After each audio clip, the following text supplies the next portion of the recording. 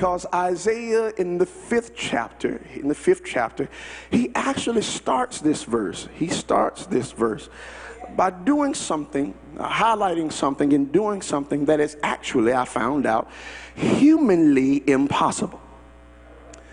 Wait a minute, a human. Now, Isaiah did this, not Jesus. He did something that is humanly impossible.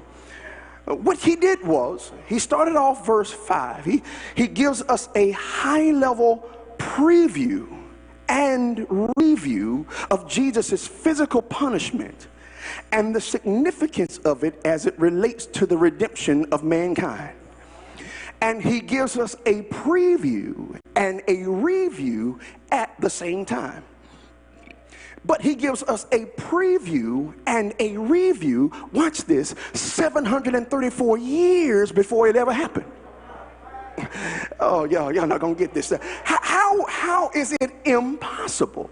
I want you to note this, because somebody say, well, that is possible because Isaiah is a prophet. Well, that's true. That's true. Isaiah is a prophet, or he was a prophet, and he was the eagle-eyed prophet. But here's what I want you to understand about the prophet.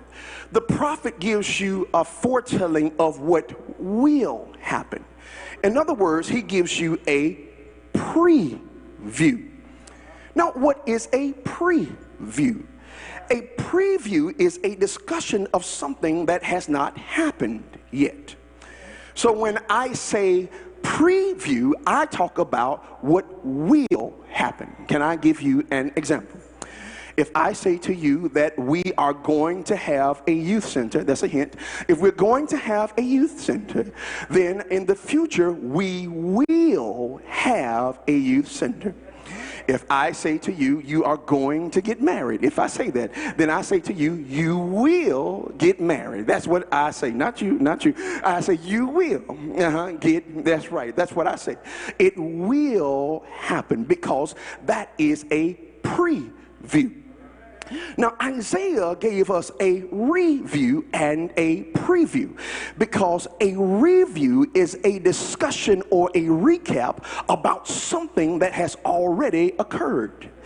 Now, I want us to watch this again, because if he were just speaking in the prophetic, then Sister Kira, he would have said that he will be bruised for our iniquities. If he were just speaking in the prophetic, he would have said he will be wounded, because it hasn't happened yet. But Isaiah wasn't simply operating in the prophetic, because he was more than just a prophet. He was a man of faith. And a man of faith not only operates in the future, but he operates in the now. Because the Bible lets me know that now faith is. I wish y'all would get this. So Isaiah was not only telling us what God is going to do, but he also told us what God already did, but it hadn't been made manifest yet. So how did he tell us what God did? How did he tell us what God did? Isaiah told us what God did because he said he was wounded. Now, I want us to get this, because what happened when you read this scripture, the emphasis was actually put not on wounded. See, in the English vernacular, there's something that we have called emphasis.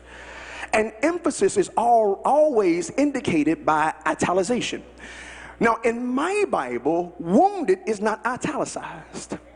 In my Bible, he is not italicized. What is italicized is was, which means that before it ever happened, it happened. No, y'all not gonna get this. Before it ever showed up, it was already done.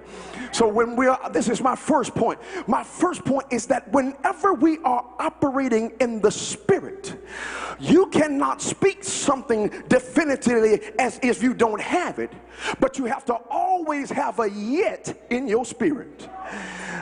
Because just because it hasn't happened now doesn't mean that it's not coming. That simply means it hasn't happened yet. So maybe I'm not a millionaire right now, but I just want you to tell somebody I'm not a millionaire yet. Oh yeah, it is coming. It just hadn't happened yet. See, I haven't gotten my house, but it is coming. So when I talk to you about my house, I'm not going to leave it at what I don't have. I'm just going to say God hadn't blessed me yet.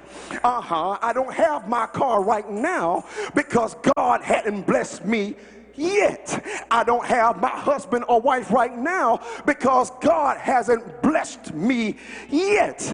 It is coming, it just hasn't happened yet.